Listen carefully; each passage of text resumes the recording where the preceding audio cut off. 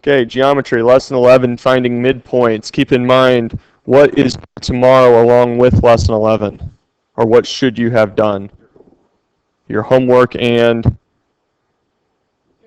your review. Okay, now remember the review is not for homework, but you should have it done. We're going to go over it in class.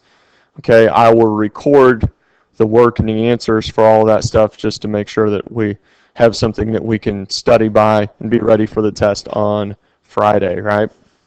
All right, so today we're talking about finding midpoints. Midpoints are obviously those points that are directly in between, okay, equidistant from either end of a line. So for 2 points on a number line where we have A and B, the midpoint of AB is the point that is equidistant. That just means equal distance, okay? But they use this one word called equidistant, okay, meaning that we're looking for a point that's the same distance from A as it is to B, okay? So if we put C in between there, we'd want point C to be the same distance from A and B, meaning that the distance from A to C is the same as the distance from B to C. You guys understand that? I don't think I'm dealing with anything too complicated. So that's on a number line. You'd see something like this. Now I made about the most simple line I could come up with to get this to work. But the midpoint of points, the midpoint C, which I need to change that because in my case, the way I did this, I guess I was looking closely at their stuff. What is the midpoint here? Is it C? It's B, right? And our line is AC. So it has a coordinate that's the average of the coordinate of A and B, except in our case it's A and C.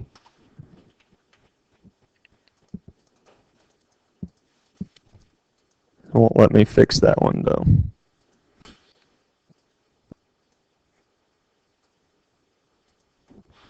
There we go.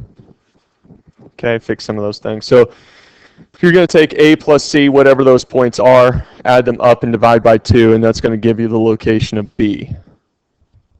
Okay. For instance, if A was 1 on a number line and C was 3, we would do 1 plus 3 is 4 and divide that by 2. 4 divided by 2 is 2. So that makes sense. Between 1 and 2. Okay, so the midpoint, again, AC, on a coordinate plane is in the point M on AC. That's equidistance from AB. To find the midpoint of a segment on a coordinate plane, we use the midpoint formula. This is a really important formula for you to write down, put somewhere where you can find it. If you keep a formula sheet somewhere, right? If you have a sheet of paper where you keep things like area formulas, perimeter formulas, volume formulas, those types of things, if you keep those in one spot, which I think is a good idea, then you want the midpoint formula on that list, okay? Probably along with midpoint on a number line, because that might be easy for you to forget, okay? But midpoint on a coordinate plane looks like this, where if my coordinates are x1, y1, and x2, y2, granted, most I'm not going to have that. I'm going to have to put them in these positions. Then my formula is that the midpoint equals x1 plus x2 divided by 2, comma, y1 plus y2 divided by 2. And that's going to give me the coordinates of the midpoint. The M just means midpoint. All right, so real quick here, let's see. Somebody give me a set of coordinates. 3, 2. And it can be anything on the other end. It could be, you have negatives, whatever you want. 0, 0. Okay? All right, so if we're looking for the distance from 3, 2 to 0, 0, or actually we're looking for the midpoint between 3, 2 and 0, 0, we're going to say x1, y1, okay, 2, and 2. Okay? So we've got 3 plus 0 divided by 2, comma, 2 plus 0 divided by 2. Okay, so we're getting 1.5, and 1 is going to be the midpoint. Does that make sense? Probably would have been a little bit more involved if we weren't working with the origin on that. Meaning the 0, 0 would have given us a little bit more to work with. But in any case, I think you guys understand how this works. Okay. Any other questions there? Okay. All right. Let's work on some questions. Let's see.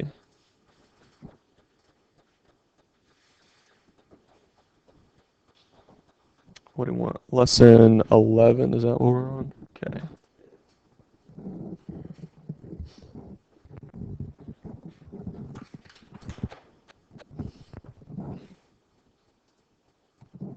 All right. So it gives me a picture here. The picture's not really all that necessary. All I really need here are these coordinates. So, Jose, can you help me set those up in the midpoint formula? -4. Okay.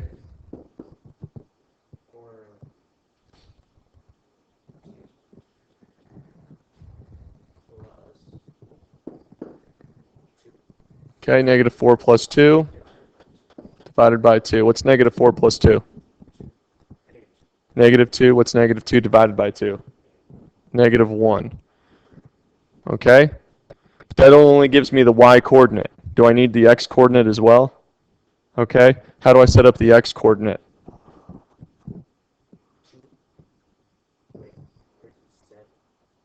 Well, you went here, or here, right? So you need to go there, there.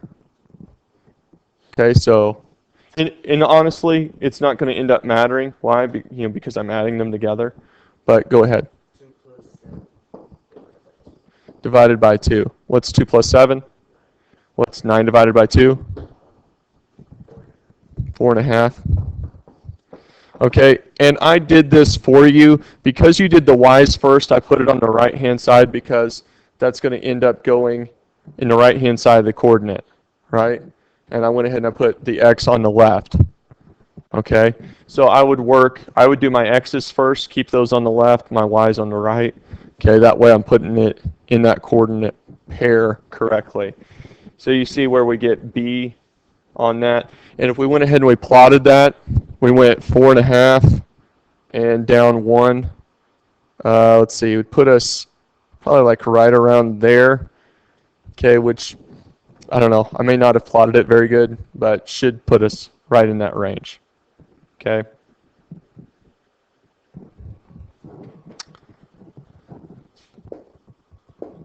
Okay, let's check out another one here. M, this is a really, really good question because it doesn't give you the two coordinates and say find the midpoint. It gives you one coordinate and the coordinate of the midpoint and says find the other coordinate.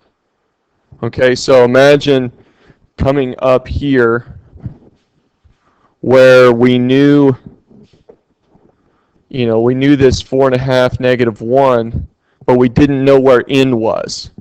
Okay, we just knew that if I keep going this way, the same distance from A to my midpoint, and I kept going that same slope, right, in the same distance, I would wind up there.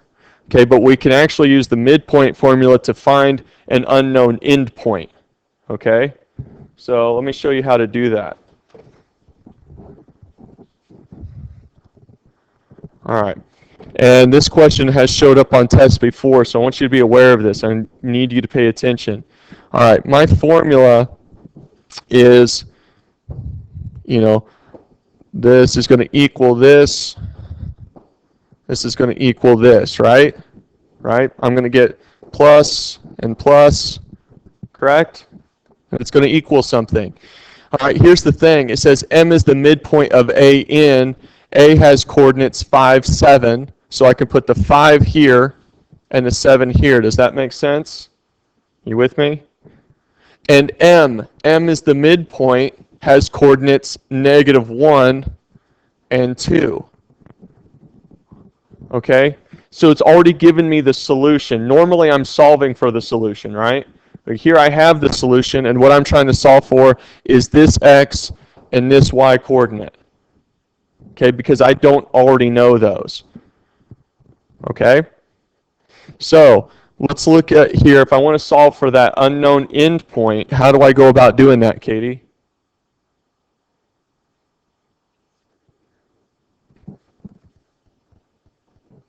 Okay, let's just treat this, just look at this left-hand side. I want to solve for x. Okay, and so I need to isolate x. How would you begin? I got to get everything else away from it. Not divide by 2, because I'm already dividing by 2. How do I undo division? Multiply. Multiply by on both sides. All right, so I'm multiplying by 2 on both sides. That's going to cause that 2 to cancel out. So I get 5 plus x equals what? -2. Now it's a lot easier to solve. What's next? Subtract 5. All right, so x equals what? -7. All right. All right, Chandler, how do you solve for the y? Is it any different than solving for the x? Okay, so your first step is to do what? Multiply by 2 on both sides. So I got 7 plus y equals what? 4. Now what? Subtract 7. Y equals, okay, so my coordinates are -7, -3. Now, I can always check this, right? Is there any way to check this and make sure that it's correct before I move on? Jordan, plug them back in. So that would be 5 plus -7, right? Which is going to be -2, correct? What's -2 divided by 2? Okay, so that gives me my midpoint coordinate -1. 7 plus -3. What's 7 plus -3 or 7 minus 3? 4. What's 4 divided by 2? 2. That gives me my midpoint for the coordinate 2. Go ahead.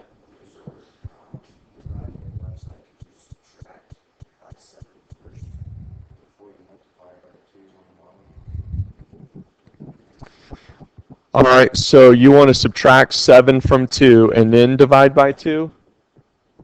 So, okay. So you're saying 2 minus 7, right? Well, what's 2 minus 7? -5. What's -5 divided by 2? Yeah, negative 2.5, right? Right? Is that -3? No, it's not. Yes, this is -3. You wouldn't have gotten -3. 2 minus 7 is -5.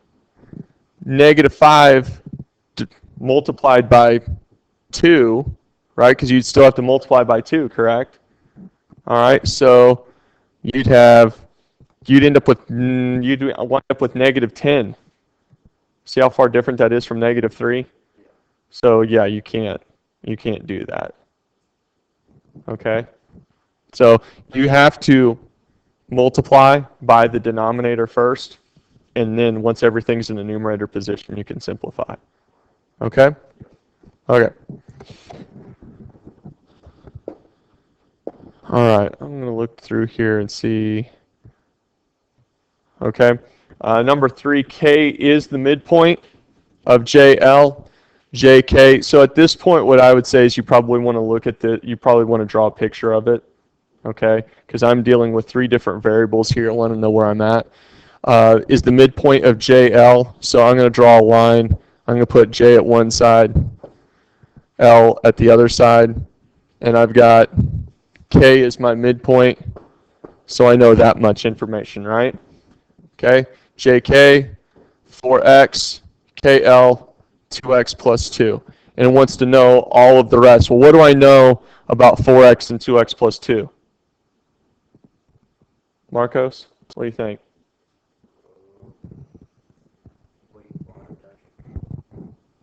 Combine them. Combine them to get what? 4x to, okay, so you got 6x plus 2. You're done? because the question says what is JK, what is KL, what is JL, and if I look at all these, I get actual numbers, right? Can anybody tell me what we know about the distance from J to K and the distance from K to L? They're the same, right? Things that are same are equal to each other, right? So you're not exactly wrong, Marcos, because we could add those up to find the distance of JL, but we can only go so far.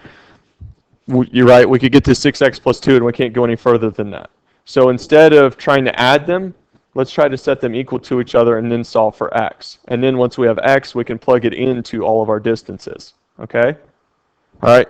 In fact, 6x plus 2 would be what we have for JL, and JL is something that we want to solve for, right? So we'll actually want to use that, but we're going to start off by saying 4x equals 2x plus 2. What do you want to do next? Okay, which leaves you with what? 2x equals what? What does x equal? X equals 1. So what is the length of JK? No, what is the length of... Yeah, I get that it's 4x, but what? Yeah. Plug the 1 into the x. 4 times 1 is 4. There you go. All right, so we have 4 here, which means, do I even need to plug it into KL? Why not? It's the same distance, okay? But we could check. 2 times 1 is 2. 2 plus 2 is 4. All right. Do I even need to plug it into JL? Why not? I can add 4 and 4 together, right? And get 8. So I should get 4, 4, and 8, something like that. Okay? Do we feel like we got this well enough to work some questions out on our own? Hopefully. Okay. All right. I'll give you a shot.